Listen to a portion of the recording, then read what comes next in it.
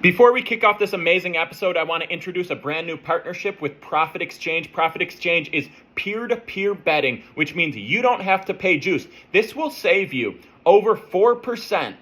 4% on all bets long term. This turns your need to win bets from 52.8% to be profitable to just 50.2%. Profit Exchange is the future of sports betting, and I'm happy to be a part of it, and you should get involved.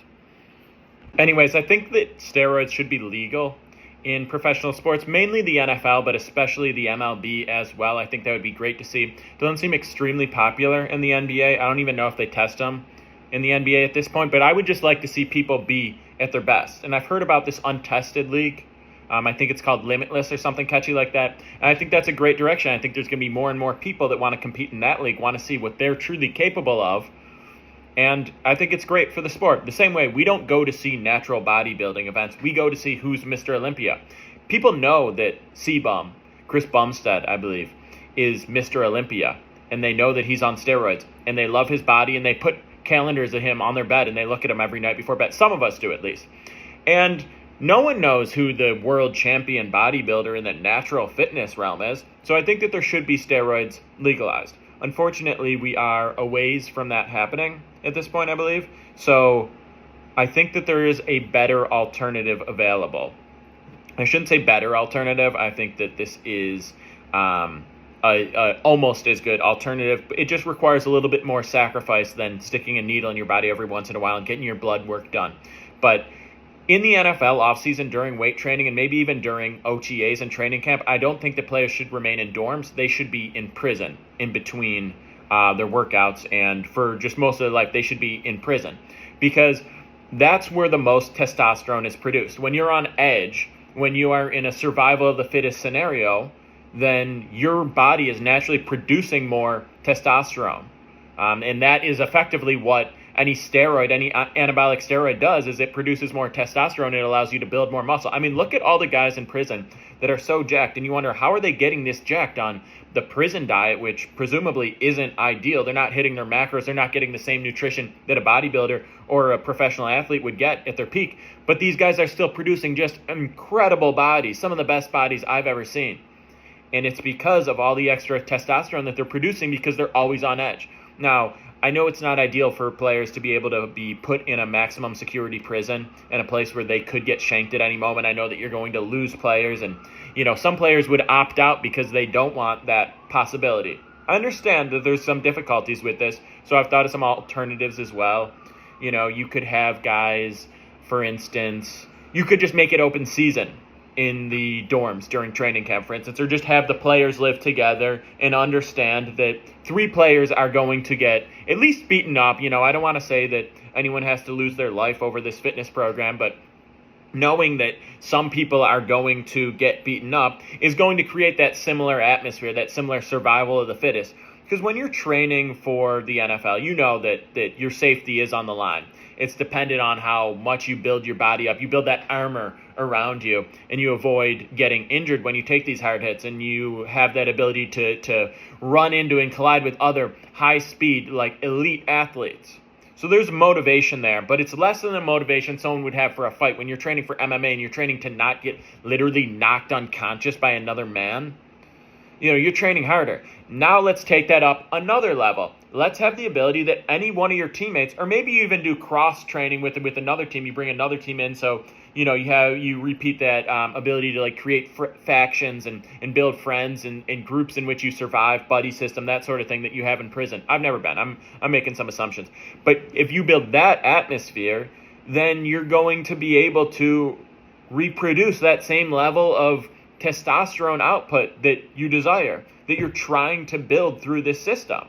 I think that's going to be really important. We're taking a lot of steps. Science is always moving forward. We have people understanding the macros that need to be eaten to produce the best body. We understand like optimal training, the optimal rest. We're getting recovery, ice baths, all these things, these hyperbaric chambers at LeBron's and whatnot. How about we just lock them up with each other and say 3 of you aren't making it to the season? How about we just do that?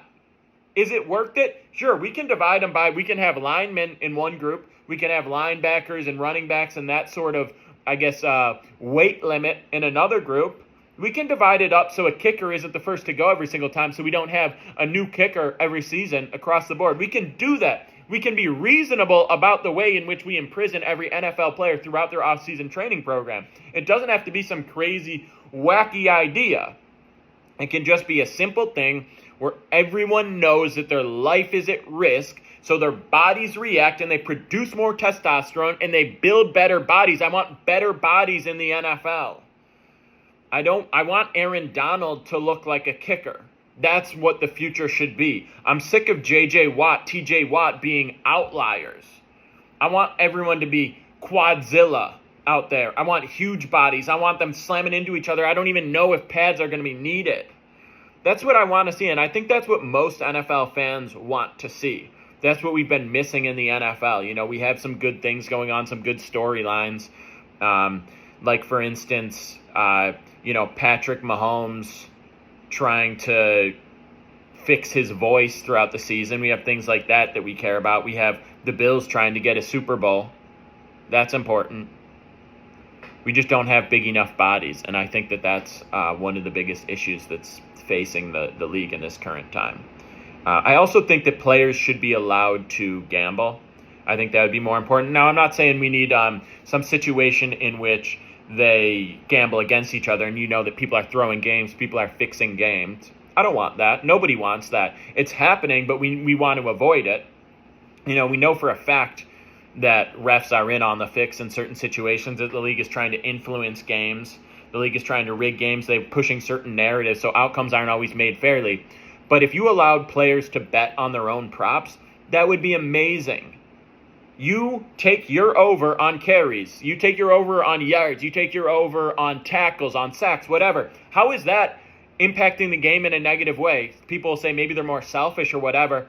That's how you play the game. You play it selfishly. You're trying to make the play. You're trying to take a tackle. You're trying to get the ball as much as possible. I'm not saying the coach is going to call certain plays in one way. Everyone should be more motivated for their own play. Some of these guys aren't making that much money. They're not going to be in the league for that long. Or some people in preseason, for instance, imagine you're a borderline guy. You might not even make a roster. You're just making pennies in preseason for what you're putting your body through. You're saying you can't just take your over on receptions and make sure you go out and get that ball. You're primed. You're ready to go. Because that would make the game more exciting for the individual. No, you can't bet on other people. You can bet on your team. You can bet on your team against the spread. You can bet on your personal overs. You can bet on the other team's unders as well.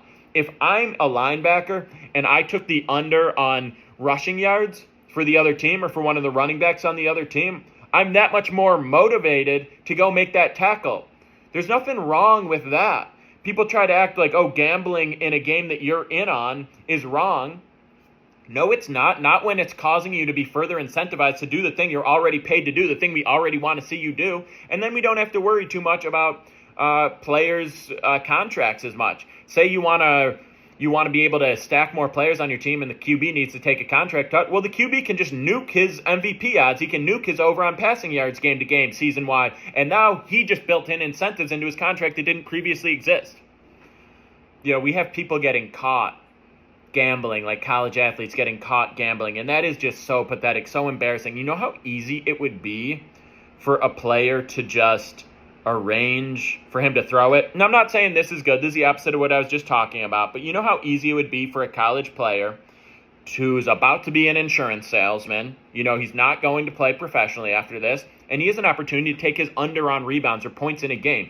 You're telling me that he can't arrange for someone he's not connected to, like a friend of a friend of a friend, but he trusted, a few layers away, and that person nukes his under, and he just makes sure he doesn't grab 6 rebounds. If he has to fake a cramp in the fourth quarter to make it happen, he will. And I'm sure people are doing this already. There's 100,000 million% chance that people are already doing it. It's just crazy that it's not more widespread. And I know it would maybe pop up on a book is a little surprising that you took some guy you've never heard of under 6.5 rebounds in their final senior year day. So you have to be a little more crafty than that. It could be throughout the season. You throw in some overs too in games where they feel very confident. You lose a couple bets as well, just so it's not as obvious. But if I'm a senior, it's my final year, there's no chance, no expectation of me becoming a professional athlete after this. One, there's no big deal if I get exposed, I get caught, because people aren't going to remember this ever. And it's also, there's not as much at stake. You're going to graduate, move on, and then that's that. Like,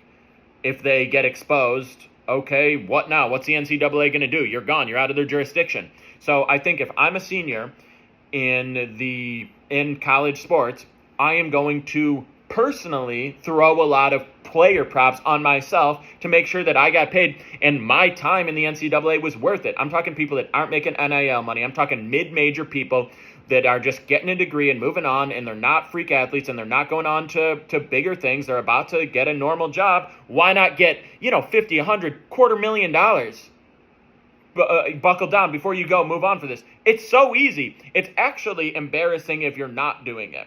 If I were a hiring manager and a first year out of college guy comes into my place for an interview in any sort of business scenario, and I find out that they haven't been doing this, I'm like, well, you lack business acumen. You're not a hustler. You don't understand how business works. You're probably not a good fit for this job. I can't trust you to use your brain to make things work. You think that's how the real world operates? That you're just going to follow the rules and things are going to work out and you're going to get a bag and everything's built for you? No. I want someone who has an understanding of how the world works, is willing to get their hands dirty, throw a few player prop under, still hopefully win the team's game. Like, listen, if you're going under on 6.5 rebounds and you get 6, you just don't rebound the rest of the game. You still play. You still do what you got to do. And maybe you hit the ball to the other guy, When you're going out for the rebound, you do that thing. It annoys your coach a little bit, but you tap the ball the other way. I'm not saying you ruin your senior year, but you build a bag for the rest of your life just by throwing a few player props.